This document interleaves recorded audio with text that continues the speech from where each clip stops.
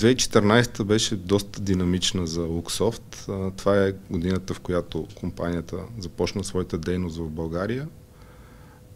Като всеки нов бизнес, тя е свързана с много нови предизвикателства и с голям ентусиазъм, свързан с тяхното преодоляване. Бих окачествил като доста положителна годината за Luxoft и бизнеса ни през тази година. Също така успяхме да се включим и вече в някои социални инициативи, като подпомагане на деца на социално слаби семейства за началото на учебната година. Така че още ние сме доволни.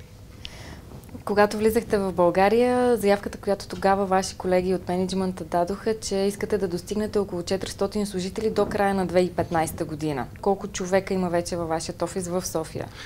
Значи към момента може да се каже, че вървим по план. Имаме над 120 служители и сме общо взето доволни от темпа, с който се развива компанията през тази една година. Като нашите планове, разбира се, са за значително увеличаване на бизнеса през тази година на Luxoft България.